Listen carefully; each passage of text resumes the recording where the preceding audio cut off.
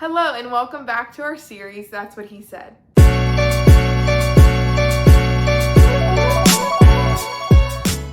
My name is Faith Guy. I am the Chief Joy Officer here at Center for Victory, and my dad is the Chief Victory Officer, and today we're going to talk about him on his own channel. Today I want to bring up a memory I have with him from when I was 10. Now, this is one of my, I would actually say this is probably one of my favorite memories or even just ideas with my dad that we've kind of shared together. That is, love is a boomerang.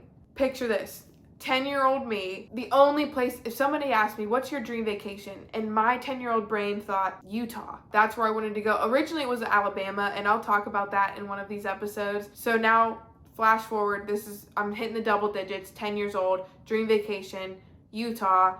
It's my birthday. My dad goes, we're going to Utah. And I was like, get out of town. What are we doing? But I didn't even really fully care what we were doing. I was just so pumped that we were going. Now we're on the plane, we're going. We get there. It is the coolest place ever. We stayed at Snowbird Mountain. It was so cool. We got to hike in Zion, which was just crazy, especially as a 10-year-old. Everything's so much bigger and so much, cooler. And I did have to hike in flip-flops because we didn't bring tennis shoes for some reason, or my dad just didn't care what I was wearing. And as you can see here, I was pretty swagged out of that purple Under Armour. Not even the hiking, not even the where we stayed, the what we did. None of that is really what was my core memory from that trip.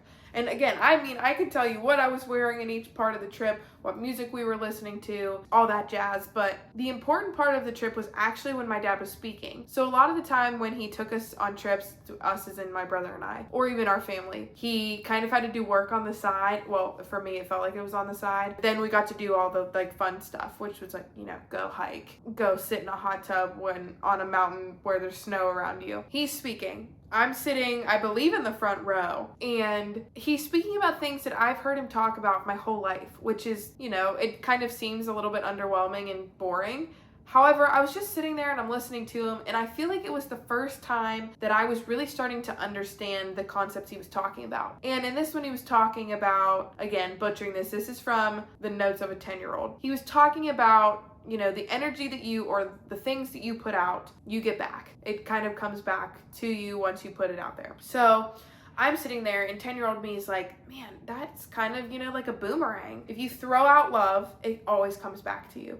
Or if you throw out joy, it comes back to you. But in the same sense, if you throw out negativity or you throw out judgment or you're critical, that comes back to you. That's just something to be aware of. And I didn't realize what kind of thought that would be until after he was done. And, I'm sitting there and I have such gratitude that my dad is the one that's sitting up there. And in that moment, I realized the weight of that, because I always felt bad growing up because people didn't experience that love boomerang in their houses. And my dad's the one speaking up there. I just felt such gratitude for being there and being in that moment. And I think that's why it's one of my core memories with him. So then he's done speaking and I'm like, hey, I got some notes on your lecture here. Let me know when you want to discuss. And he was like, yeah, we can discuss, we can talk about it. And it really felt like, again, one of the first times where I was thinking through things more and contemplating things, trying to connect the dots. And I looked at him, I was like, you literally just said that love's a boomerang. And he was like, I don't know what do you mean by that? So I explained it to him and he was like, wow, that was such a good thought.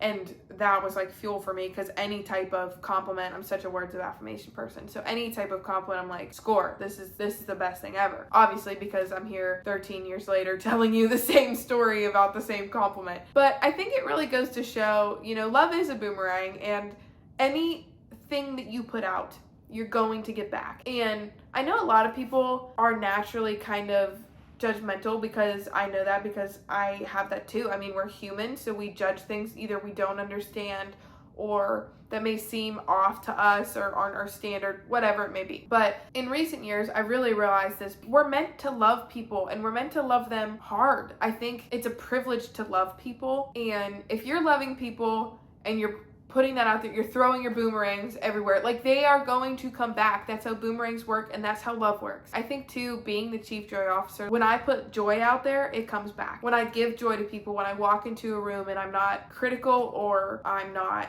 being a hater, you know, I'm giving joy or I'm giving love, and that's what people should remember about you, because then that's going to allow them to feel grateful that they are loved and they are appreciated, they're heard, they're seen, all that jazz. Because how critical that was for me to be a 10-year-old watching my dad speak to all of these people about love, and knowing that each day that I was in his house, I felt loved. And each day that I was with my dad, like, I never questioned that the boomerang was going to come back. And I guess I just challenge you this week to, one, take this idea with you, see where it goes. I mean, throw that boomerang out there. If you feel like you've been in a little bit of a rut with loving other people or even loving yourself, like, if you're talking negatively about yourself, it's going to keep reassuring that, in a sense, in your brain. So put that love out there. Love yourself, love other people, do it with everything in you. I mean, it is a privilege to love. It is a privilege to think positively, to be joyful, to be grateful. So do it. And start small if you need to and work your way up. But throw the boomerang. Take the risk, throw the boomerang, and see what gratitude, love, and joy comes back to you in the end. If you want to hear more wisdom or insight, you can check out the other episodes in this series, or you can check out our podcast, Your Best Day Yet. In the meantime, I appreciate you hearing what he said, and I will see you here next week, same time, same place. See you guys.